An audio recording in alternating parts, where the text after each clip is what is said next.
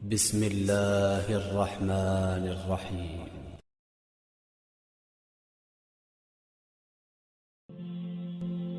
اور سچے دوستوں کی زیادہ سے زیادہ تلاش جاری رکھو، کیونکہ وہ آسائش کے وقت ذخیرہ ہوتے ہیں اور آزمائش کے وقت ڈھال۔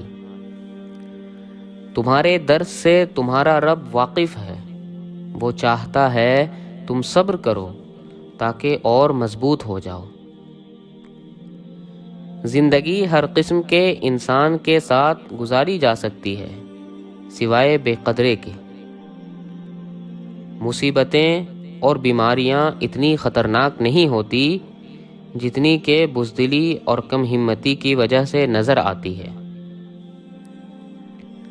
ہر ناکامی کے دامن میں کامیابی کے پھول ہوا کرتے ہیں، مگر شرط یہ ہے کہ ہم کانٹوں میں الجھ کر نہ رہ جائیں۔ ہر زمانے میں موسم بہار موجود رہتا ہے، یعنی انسان ہر وقت اور ہر عمر میں علم حاصل کر سکتا ہے۔ اعلیٰ زندگی کی 4 نشانیاں ہیں: نیک گفتار، نیک کردار، نیک نیت اور نیک صحبت ہونا۔ سب سے مہربانی سے ملو، کیونکہ ہر شخص اپنی زندگی میں کسی جنگ میں مصروف ہے۔ جس چیز کی ضرورت نہیں اس کی جستجو مت کرو، اور جس چیز کا علم نہیں اس کے متعلق بات مت کرو۔ نیک بات قبول کرنے میں کہ اسے کہنے والا حقیر آدمی ہے شرم نہیں کرنا چاہیے۔ دوستی کی مٹھاس کو ایک دفعہ کی رنجش کی یاد ہمیشہ زہر آلود کرتی رہتی ہے۔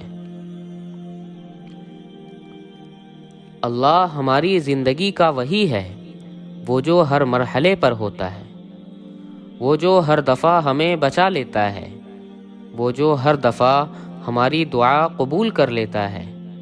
ہم جب بھی مشکل میں ہوں وہی ہمیں اس سے نکال لیتا ہے۔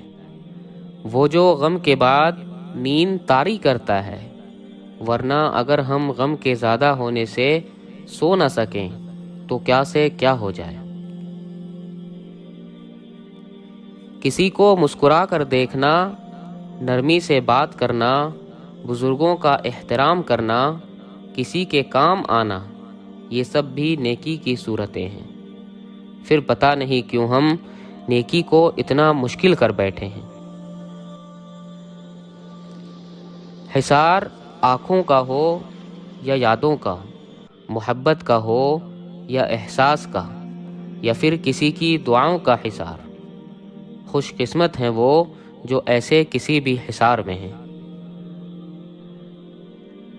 جیسے توبہ قبول ہو جائے تو یاد گناہ بھی ختم ہو جاتی ہے، بالکل ویسے ہی جب اللہ کو تمہارا صبر کرنا پسند آ جاتا ہے تو وہ ہر اس یاد کو تمہارے دل سے نکال دیتا ہے جو تمہیں بے چین کرتی ہے۔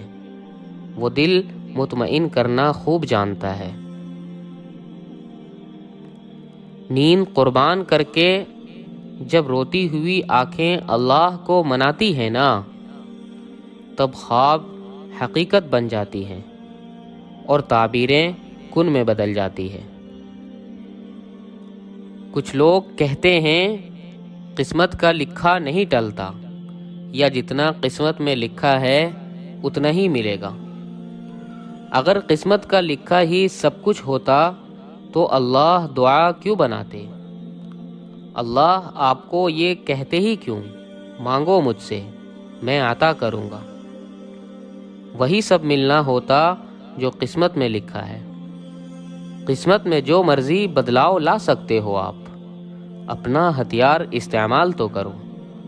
جب جنگ میں حالات سخت ہو جاتے ہیں تو کیا جو لوگ ہتھیار پھینک کر چلے جاتے ہیں ان کی جیت ہوتی ہے، یا پھر ان کی جو ہتھیار کو مضبوطی سے پکڑ کر سامنا کرتے ہیں؟ جواب معلوم ہے آپ کو، اور مومن کا ہتھیار دعا ہے۔ اگر اللہ نے تمہارے دل میں کسی چیز کی چاہت کا بیج بو دیا ہے تو اس چاہت کو تم تک پہنچنے کے راستے بھی بنائے ہوئے ہیں۔ دل کے راستے تک پہنچ ہی گئے ہیں اور اس راستے کے ذریعے نصیب تک بھی پہنچ ہی جائے گا۔ نصیب بے شک اللہ کے ہاتھ میں ہے، مگر دعاؤں کا اختیار اس نے ہمیں دیا ہے، اور دعا ہی تو ہے جو تقدیر بدلنے کی طاقت رکھتی ہے۔ اللہ سے ڈرتے رہو، جس کی صفت یہ ہے کہ اگر تم بات کرو تو وہ سنتا ہے، اور اگر دل میں رکھو تو وہ جانتا ہے۔ حضرت علی رضی اللہ عنہ فرماتے ہیں، صورت اور سیرت میں سب سے بڑا فرق یہ ہے کہ صورت دھوکہ دیتی ہے جبکہ سیرت پہچان کرواتی ہے۔ اگر تم کسی کو دل سے چاہو اور وہ تمہاری قدر نہ کرے تو یہ اس کی بدقسمتی ہے، تمہاری نہیں۔ سجدے کی خوبصورتی یہ ہے کہ ہم فرش پر سر رکھ کر جو کہتے ہیں وہ عرش پر سنی جاتی ہے۔ ایک دعا سے آزمائشیں معجزوں میں بدل جاتی ہے تو پھر تم مانگنا چھوڑ نہ دینا۔ کسی کو بھی تمہیں برے وسوسوں میں الجھانے نہ دینا۔ تم یقین رکھنا، مانگتے رہنا، تم اپنی دعاؤں کو بے اثر نہ ہونے دینا۔ یہ آزمائش ہمیشہ کے لیے تھوڑی نہ ہے، یہ تو بہت جلد ختم ہونے والی ہے۔ تمہارا کام بس دعا مانگنا ہے اور اللہ پر توکل رکھنا ہے۔ وسیلے بنانا، راستے بنانا، تمہیں منزل تک پہنچانا صرف اللہ کا کام ہے۔ کچھ چیزیں نصیب اور حقیقت دونوں میں نہیں ہوتی، لیکن اللہ پر یقین اور توکل سے سب ہو جاتا ہے۔ وہ فرماتا ہے، تم صبر کی انتہا کر دو، میں معجزوں کی انتہا کر دوں گا۔ حضرت علی رضی اللہ عنہ فرماتے ہیں، انسانیت بہت بڑا خزانہ ہے، اسے لباس میں نہیں انسان میں تلاش کرو۔ بس یقین رکھو کہ اس صبر کے بعد تمہارے لیے وہ معجزے ہیں جو تمہیں اس حد تک حیران کر دیں گی کہ تم اپنا ہر درد بھول جاؤ گے۔ اللہ فرماتا ہے، تم میرا ہو کر تو دیکھ، سب کو تیرا نہ کر دوں تو کہنا۔ لوگ تمہیں درد دیں گے، اللہ تمہیں مرہم دے گا۔ لوگ تمہیں ذلت دیں گے، اللہ تمہیں عزت دے گا۔ لوگ تمہارے منہ سے نوالا چھین لیں گے، اللہ تمہیں رزق دے گا، کیونکہ وہ ذات رب العالمین ہے۔